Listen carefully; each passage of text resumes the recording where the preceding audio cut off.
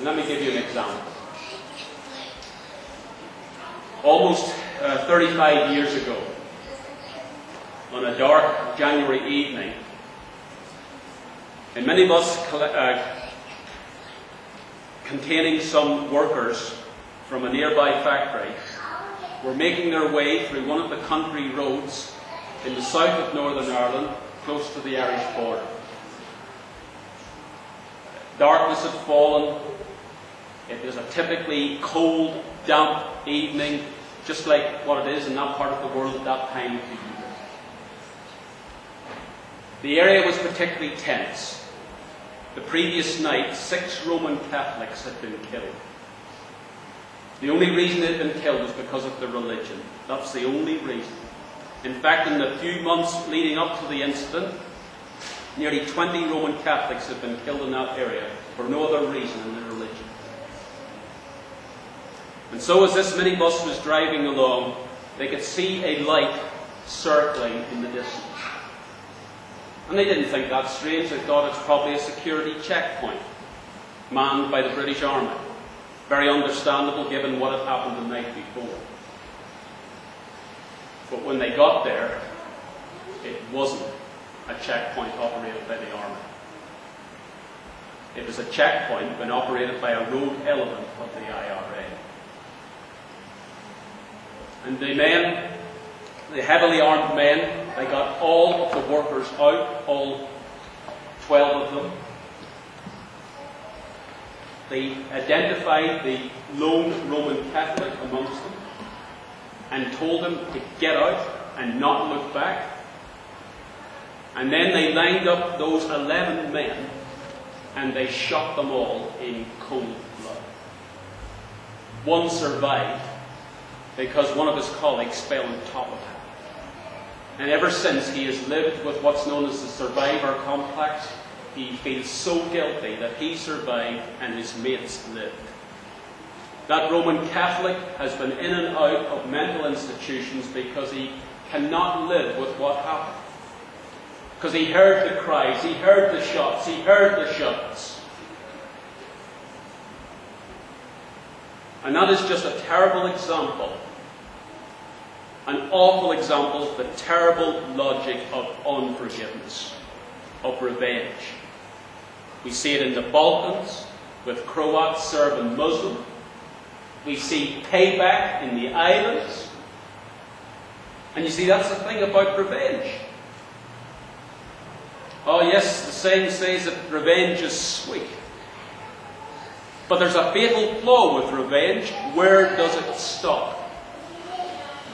When do you get even? When is enough enough? As one commentator has put it, vengeance is a passion to get even.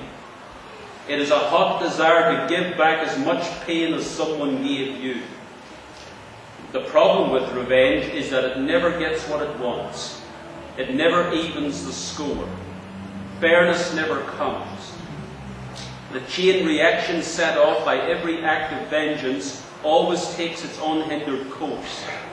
It ties both the injured and the injurer to the escalator of pain. Both are stuck on the escalator as long as parity is demanded, and the escalator never stops, never lets anybody off. And the only way in which the juggernaut of revenge can be stopped is through forgiveness. There's a very practical reason why we should forgive. Now you might say, look, Pastor, you have given very extreme examples here. And I will acknowledge that what was known as bandit country in Northern Ireland is a world removed from the Barossa Valley. That the Balkans, that the Middle East, that the Pacific Islands are worlds removed from here. But let us move from extreme examples to everyday hurts. And let me ask you these questions. Have you ever been hurt by something someone said or by something that someone has done? Have you ever been let down by someone? Have you ever been left out Has it been made clear to you that a particular group didn't want you as part of their number? Have you ever been left behind whilst everyone else has moved on? Has there ever been a situation where your efforts just haven't been recognised? No one took the trouble to affirm what you were doing? Has there been a time when your efforts have been unappreciated? No one ever said thank you? Can you say yes to any of those questions? If you can say no to all of them, you are either very lucky, or I suspect you are lying. Because all of us can say yes to at least one or some of those questions. And that being the case, you and I are candidates for the dungeon of bitterness, for the cave of resentment. And it's very easy to wallow in self-pity. It's very easy to feed our self-righteousness. As one person has put it, of the 7 deadly sins, right anger is the most fun. To lick your wounds, to smack your lips over grievances long past. In many ways it is a feast fit for a king. The chief drawback is, what you are wolfing down is yourself. Forgiveness.